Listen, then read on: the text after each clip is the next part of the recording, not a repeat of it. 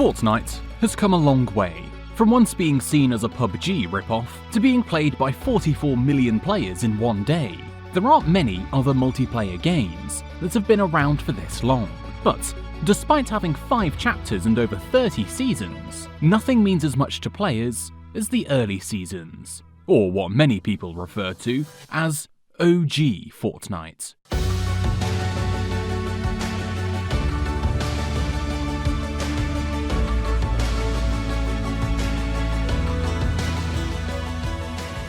It's been almost 7 years since Fortnite was released. Most of you have probably forgotten what made it so special. Is it just nostalgia? Or was OG Fortnite really that good?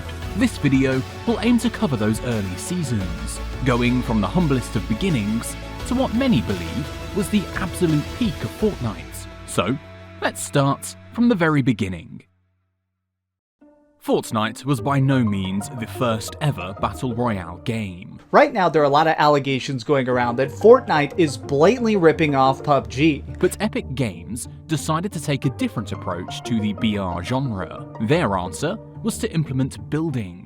See, this is one of the big differences between like this game and PUBG is that you can build and destroy things. Players were given creative freedom to break down buildings and craft their own forts, which was a very refreshing take on the shooter genre. But where Minecraft offered a more relaxed and cozy atmosphere, Fortnite instead embraced being full of tension and high stakes. There's no music whatsoever in this game. It is dead silent. That's pretty creepy, I'm not gonna lie. Too quiet. Every footstep echoed across the map, amplified against the pin-drop silence. The mere sound of an enemy nearby was enough to send your heart racing. Back then, you never heard cars zooming past or mainstream songs blaring from emotes. Instead, the various instrumentals of the default dance stood alone. A simple, yet iconic emote that holds a special place in all of our hearts. But what made OG Fortnite's ambience so nostalgic wasn't just its silence, it was the world itself. Where are we dropping? Alright, where are we dropping though? Where are we going? Where are we dropping, boys? Alright, where are we dropping? So where are we dropping off? Your mama's house. Alright. The island had memorable points of interest with alliterative names that were easy to remember. Pleasant Park, Retail Row, and Loot Lake, just to name a few. But what made the map truly stand out wasn't just the POIs, it was what lay between them. Because there's just so many hills like this and you never know when someone's gonna be like right around the corner. Keep my eyes peeled. You know, it's like eerie out here. I reckon there's gonna be people in here. Travelling from one location to another meant traversing vast open spaces, a nostalgia that stays with players to this day. Yet, for all its quiet moments, Fortnite was anything but serious. While other games like PUBG leaned into gritty realism, Fortnite chose a colourful, almost childish art style. It didn't try to mimic the harshness of real-world survival. Instead, it embraced the absurd. You'd walk around with a pickaxe, tearing down buildings and creating your own structures on the fly. This playful tone gave the game a charm that attracted younger players especially. I don't know, man. I just love the universe, the world, the characters, the cartoonish look, the feel of it. And these younger players didn't struggle too much, because in its early days, battles were simple gunfights. Most people were still learning how to build effectively, so firefights often came down to raw aim and positioning. But as the community adapted, strategies became more creative, and sometimes downright chaotic. And it wasn't just the lack of building which made Fortnite feel OG, it was also the loot pool. The game was pretty bare bones to begin with, so finding a legendary weapon was rare and thrilling. Oh my good, I was blessed. And early on, the dopamine rush of finding top-tier loot probably outweighed the satisfaction of getting a kill. Speaking of togetherness, one of Fortnite's biggest strengths was its accessibility. Fortnite was completely free to play. This decision opened the floodgates, allowing us to squad up with friends and jump into the action. But it wasn't just friends you could play with. Fortnite allowed you to squad fill as well, letting you meet new people. You gave me one? Yo, take gracias. Fortnite was a social experience, not just a competitive one. And it wasn't long before the game received their first new additions. In Season 2, Epic Games introduced the Battle Pass, an innovative new system which allowed you to unlock cosmetic loot by leveling up. It was quickly becoming clear that the developers cared about their game and did everything in their power to keep players hooked. Look at this sunset with the nice derpy Santa Claus. Santa Claus. And this nice... Keeping a game exciting for long meant regular updates, and Epic Games rarely disappointed. New items ensured the game never felt stale, and each edition forced you to play differently. And it wasn't just new items that kept players hooked. Epic also introduced new modes like 50 vs 50, offering a different pace compared to the traditional Battle Royale.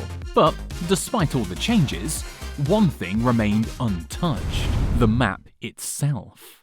Many wondered if Fortnite would ever expand its map. The question lingered for quite some time, until finally, in mid-January of 2018, Epic Games answered those questions. Fortnite received a major update that introduced several new POIs to the island, but one POI stood above the rest, quickly becoming a fan favourite: Tilted Towers. Tilted Towers was unlike anything seen before. There were towering buildings, narrow alleys, and endless opportunities for fast-paced combat. It quickly became the most iconic location in the game. Every match, players flocked to Tilted, drawn by the promise of pure chaos. For many players, Tilted Towers in the OG days wasn't just any other location. It was the Fortnite experience, offering unforgettable moments. By Season 2, the skill gap between the average player and the great players became unmistakable. Skilled players like Daquan discovered advanced techniques like the double pump. Fortnite was no longer just about having fun. It was becoming a game that players wanted to treat competitively. Yet, even as players improved, Epic Games made sure Fortnite never became stale. They consistently introduced new items that changed the way the game was played. From the crossbow to the impulse grenade, each update kept players guessing, ensuring no two matches ever felt the same. When Season 3 arrived, Epic Games needed to outdo themselves, and they did. And Season 3 just came out, and there's a goddamn John Wick skin as the final thing you can get in the Battle Pass. This wasn't just a skin. It became a status symbol.